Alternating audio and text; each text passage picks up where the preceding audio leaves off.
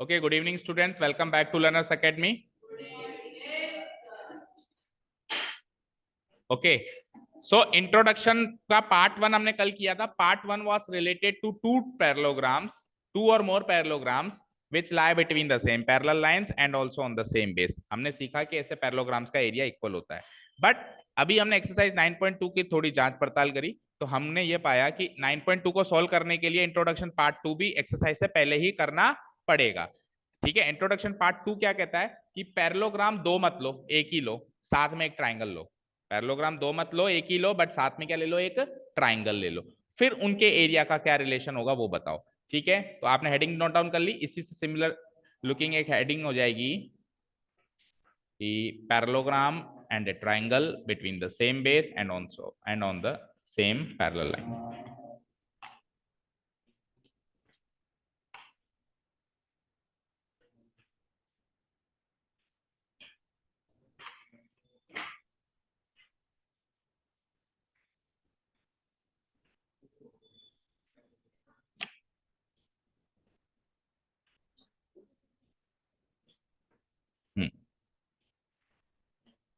ये तो कल हो गया था. लास्ट में क्या था, ये थोड़ा डिलीट हो गया. EBCD क्या था, EFCD. Okay, area parallelogram EFCD.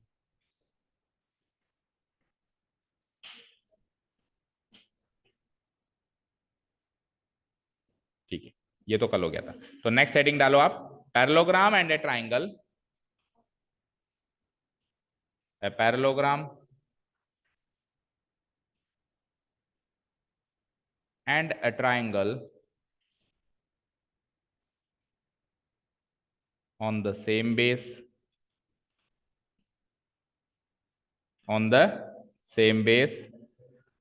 and between same parallels, between same parallel lines या same parallel lines.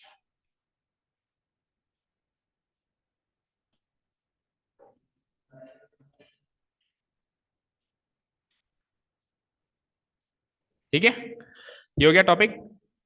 कल हमने दो पैरेललोग्राम्स की बात करी थी जो कि सेम बेस और सेम पैरेलल लाइंस पे होते हैं. आज अपन ने एक पैरेललोग्राम ले लिया और एक ट्राइंगल ले लिया. तो स्ट्रेट अवे हम स्टार्ट करते हैं बाय ए फिगर. तो दो पैरेलल लाइंस बना दो कल की तरह, और एक तो पैरेललोग्राम बना देना बीच में और एक ट्राइंगल बना देना.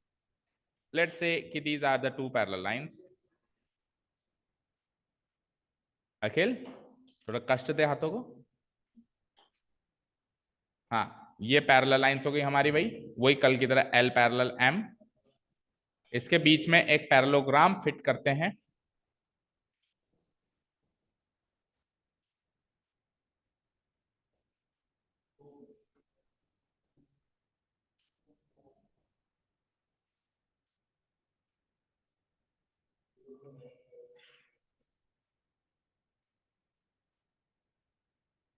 ठीक है, और एक ट्राइंगल फिट करना है जो कि सेम बेस पर हो. किस पर हो, सेम बेस पर. तो मान लो नीचे वाला बेस है हमारा, तो इसी सेम बेस पर इस ट्राइंगल को फिट करना है. बिल्कुल इसी सेम बेस पर, उतना ही बड़ा लंबाई में इसका बेस होना चाहिए.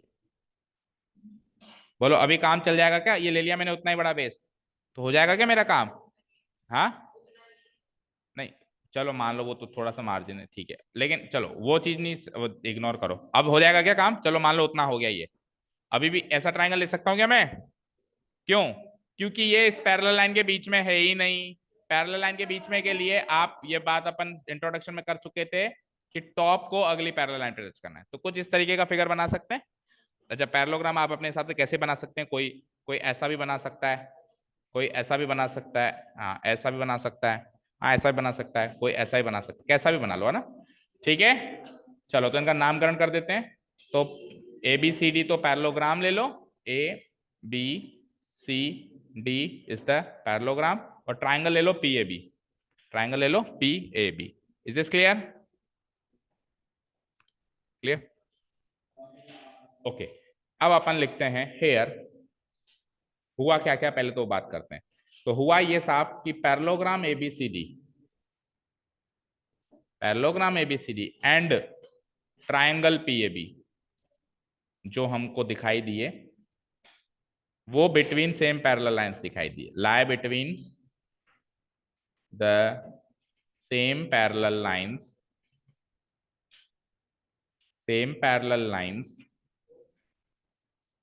L and M. Same parallel lines कौन सी मिली बेटा? L and M. And also on the same base भी दिखाई दिए, and also on the same base भी दिखाई दिए। और सेम बेस क्या है दोनों का? A B. भाई ए बी सी डी का भी बेस ए बी लिया जा सकता है पैरेललोग्राम का, और ट्राइंगल का भी बेस क्या लिया जा सकता है? ए बी लिया जा सकता है।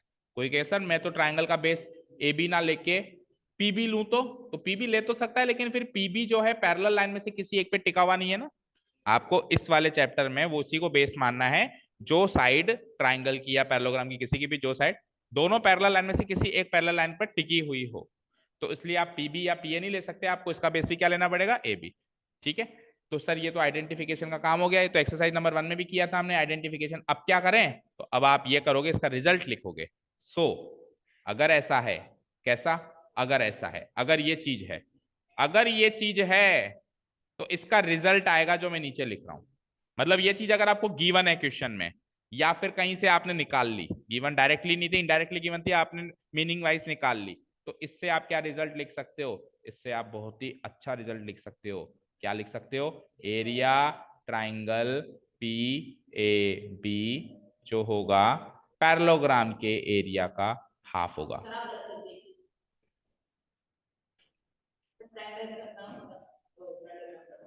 ट्राइंगल का एरिया पैरेललोग्राम के एरिया का हाफ होगा। क्या गलत लिखा? बता। बड़े का हाफ होगा ना, छोटा तो, या छोटे का हाफ बड़ा होगा? हाफ एरिया पैरेललोग्राम, कोई बात नहीं, हो जाता है कभी कभी, parallelogram A B C D. ठीक है, कोई कंफ्यूजन नहीं है चर्चित? ठीक है, पैरेललोग्राम के एरिया का हाफ होगा ट्राइंगल का एरिया। कोई बात नहीं, हो जाता है कभी कभी,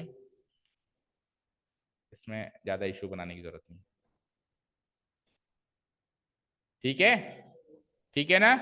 कुल मिला के आपको ट्राइंगल का एरिया इधर लेना है और हाफ एरिया पैरेललोग्राम उधर लेना है। इसको हम ब्रैकेट में पैक कर देते हैं। ये है हमारा मेन रिजल्ट, ये है हमारा आउटपुट। अगर ऊपर वाली चीज गिवन है ना, अगर ऊपर वाली चीज गिवन है तो मैं ये चीज लिख सकता हूं।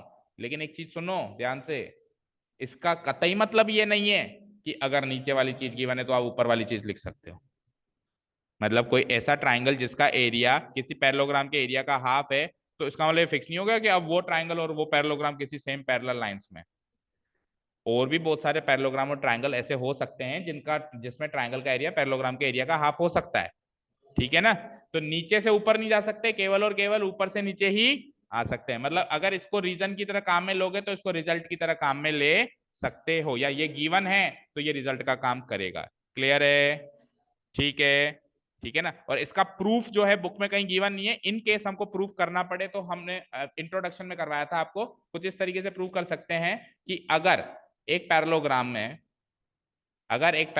में सेम बेस को यूज करके हम ये वाला ट्राइंगल बनाते हैं, तो ये ट्राइंगल जो है ये सेम बेस है, जैसे ये ए बी सी डी, तो ट्राइंगल सी ए बी का भी बेस ए बी है ना? ट्राइंगल सी ए बी का बेस भी क्या है बेटा? ए बी है।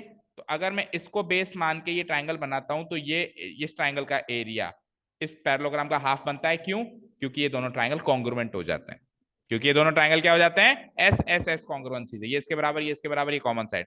तो अगर ये वाला ट्राइंगल इसका हाफ है तो इस पॉइंट को उठा के मैं यहाँ पे ले आऊंगा तो क्या ही फर्क पड़ जाएगा? तो ये वाला ट्राइंगल का एरिया भी क्या होगा? इसका हाफ होगा। उस पॉइंट को तो शिफ्ट कर रहे हो आप इधर, उस पैरेलल लाइन के ऊपर ही तो शिफ्ट कर रहे हो। ठीक है ना? तो इस तरीके से इसका प्रूव कर सकते हैं। बाकी आपके बुक में भी कहीं नहीं है और ना ही आपको सोचना है ज्यादा।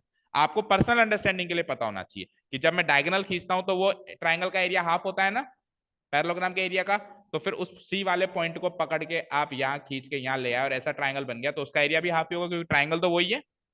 ठीक है, समझ में? ठीक है, चलिए, तो दैट्स इट, यही इंट्रोडक्शन था। अब now we can proceed forward toward the exercise number 9.2। उसके जो बेसिक क्वेश्चंस थे उसके अलावा जो अब इस लॉजिक पे बेस्ड जो क्वेश्चंस हैं वो क्वेश्चन अपन सॉल्व करेंगे। ओके, चलो तो चलते हैं एक्सरसाइज की तरफ। इस वीडियो को ऑफ करते हैं और एक्सरसाइज वाली वीडियो पे चलते हैं।